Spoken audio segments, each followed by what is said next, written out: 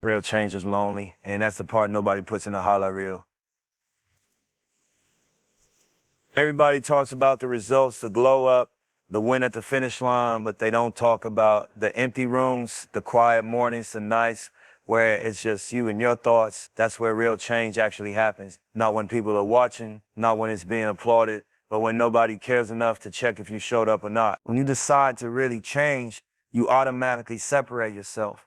Your old circle might still love you, but they won't always understand you. Your habits start looking strange to people who are comfortable staying the same. You stop moving with the crowd, and suddenly it feels like you're walking alone. That loneliness isn't a punishment, it's a signal. It means you're no longer living on autopilot. Most people quit right there, not because the work is too hard, but because the silence is too loud. They miss being included. They miss being understood without explaining themselves. They miss the version of life where they didn't have to be disciplined, intentional, or focused. But growth demands distance. You can't evolve and still cling to everything that made you stagnant. Real change asks you to sit with yourself, to face the excuses you used to hide behind, to admit where you've been lazy, undisciplined, or scared. That conversation is uncomfortable. That mirror doesn't lie, and once you see yourself clearly, there's no unseeing it. That's why it feels lonely, because accountability starts inside, not outside. There will be days when nobody notices your effort. Days when it feels like you're sacrificing everything and gaining nothing. You'll question if it's worth it. You'll wonder if you're doing too much. And that's the test, not the workout, not the grind. The test is whether you can keep going without external validation, whether you can stay solid when the applause disappears. People confuse loneliness with weakness. It's the opposite. Loneliness is often the price of strength. When you stop explaining yourself, when you stop seeking approval, when you stop needing permission, that's when you step into your own lane. And lanes aren't crowded. That's the point. Real change rewires you. You don't crave the same conversations. You don't chase the same distractions. You don't move with the same urgency to impress people who aren't building anything. That shift creates distance, not because you think you're better, but because you're more focused, and focus requires solitude. You start protecting your energy. You choose sleep over late nights, discipline over comfort, long-term vision over short-term pleasure. And people might call you boring. Let them. They're not living your consequences. They won't carry your regret if you stay the same. That responsibility is yours alone. The lonely phase is where you build leverage. It's where habits are formed, not announced. It's where confidence is earned quietly. By the time people see the results, the work has already been done. That's why it looks sudden to them, but to you, it was years of unseen effort. There's a sudden clarity that comes with loneliness. No noise, no comparison, just progress measured by your own standards. You stop chasing motivation and start relying on structure. You understand that consistency beats intensity every time. That's when change becomes permanent, not emotional. And don't get it twisted. This path isn't about cutting people off out of ego. It's about choosing alignment over attachment. Some people can't come with you where you're going, not because they're bad, but because they're comfortable. And comfort doesn't build legacies. Eventually, the loneliness teaches you something powerful. You were always capable. You just needed space to prove it to yourself. When you learn to stand alone, you stop begging for acceptance. You move different. You speak less. You execute more. That's when respect follows, not demanded, but earned. Real change doesn't announce itself. It moves quietly, patiently, and relentlessly. And by the time the world catches up, you're already on another level, focused, disciplined, and unbothered. The loneliness didn't break you. It built you. So if you're in that season right now, embrace it. Don't rush it. Don't numb it. That solitude is sharpening you. You're not being left behind. You're being prepared. Discipline beats motivation every time, because motivation is emotional and discipline is structural. Motivation shows up when things feel good, when progress is visible, when energy is high. Discipline shows up when none of that exists, when the mood is off, when the results are slow, when quitting makes more sense than continuing. That's the difference. Motivation is a spark. Discipline is the engine. Most people wait to feel ready. They wait for inspiration to hit them like lightning. But real builders don't move on feelings, they move on commitment. Feelings change daily. Hunger comes and goes, confidence rises and falls. discipline stays. It's the decision you already made, executed again and again, regardless of how you feel about it that day. Motivation will hype you up in the beginning. It'll get you started, it'll make you post goals, talk big, plan loud. But discipline is what carries you when the excitement dies. When nobody's checking on you, when progress slows down and self-doubt gets louder, that's when motivation disappears and discipline takes over, everything collapses. Discipline is quiet. It doesn't announce itself. It doesn't need an audience. It looks like doing the same basic things every day without applause. Same routine, same standards, same non-negotiables. It's boring to people who live for stimulation, but boring builds foundations, and foundations hold weight. Motivation asks, do I feel like it today? Discipline says, this is who I am now. That shift changes everything. When you're disciplined, you don't argue with yourself. You already know what needs to be done. You don't scroll for quotes to convince yourself. You don't wait for the perfect move.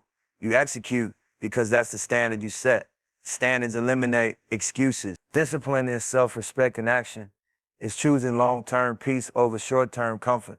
It's understanding that every small decision is either a vote for the life you want or the life you're trying to escape. Motivation makes you dream about the future. Discipline builds it brick by brick. There will be days you don't feel strong, days you feel tired, uninspired, distracted. Discipline doesn't care. It doesn't negotiate.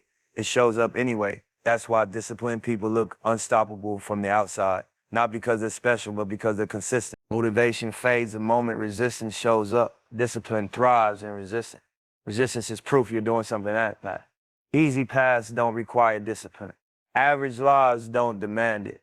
Discipline is reserved for people who want more than average and are willing to outwork their emotions to get it. People misunderstand discipline. They think it's punishment. It's not. It's freedom. When you're disciplined, you don't feel guilty. You don't feel behind. You don't feel chaotic. You move with clarity. You trust yourself. That trust becomes confidence, and confidence doesn't come from hype. It comes from keeping promises to yourself. Motivation makes promises. Discipline keeps them. Discipline also builds identity. Once you prove to yourself that you show up no matter what, you stop seeing yourself as someone who tries. You become someone who does. That identity shift is powerful. You stop starting over. You stop quitting on yourself.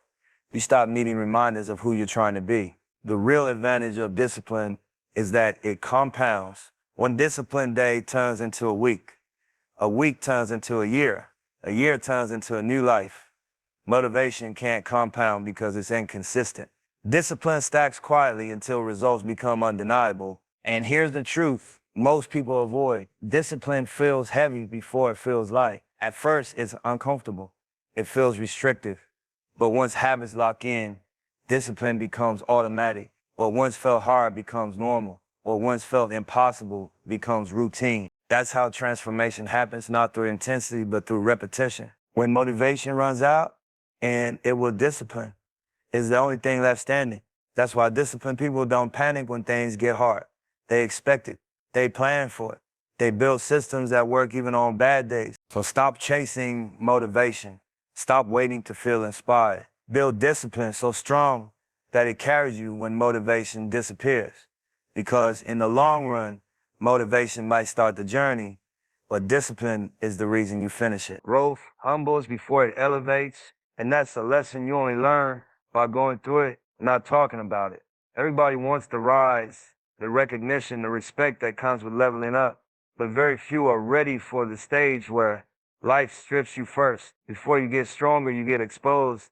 Before you get confident, you get checked. Before you stand tall, you get brought to your knees in ways nobody else sees. Real growth doesn't start with applause. It starts with discomfort, with realizing you don't know as much as you thought, with understanding that talent without discipline is fragile. That potential without structure doesn't mean much. Growth forces you to admit where you've been sloppy, where you've been emotional, where you've been blaming the world instead of fixing yourself. That moment right there, that's humility being installed. Being humble doesn't always look dramatic. Sometimes it's quiet. Sometimes it's watching others pass you because they stay consistent while you stay comfortable. Sometimes it's repeating the same lesson until you finally stop making excuses. Sometimes it's life slowing you down so you can hear yourself think. That's not failure, that's correction. Most people resist this phase. They take it personal. They feel disrespected by the process. they start asking why it's happening to them instead of what it's trying to teach them. And because they refuse to be humbled, they never get elevated. You can't skip the foundation and expect the structure to stand. Growth humbles your ego first.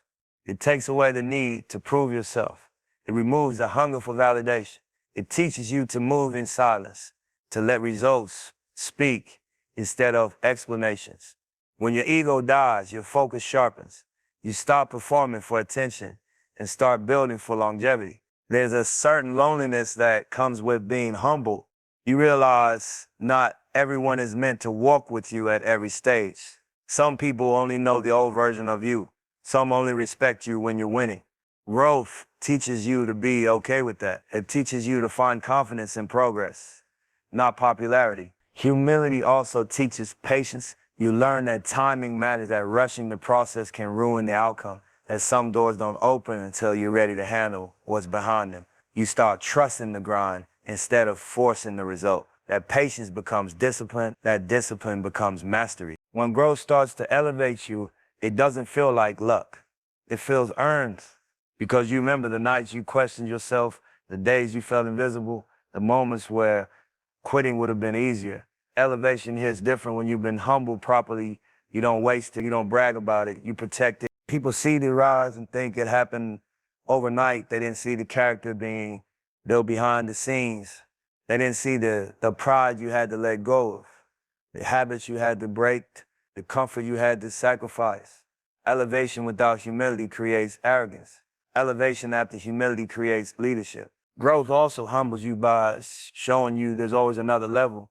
No matter how far you go, there's more to learn, more to improve. That keeps you grounded. That keeps you hungry without being reckless. You stay a student even when you're teaching. When you've been humbled by the process, success doesn't change you, it reveals you. It amplifies your discipline, your values, your respect for the journey. You don't move like you're entitled. You move like you're responsible. You understand that what you have now was built, not given.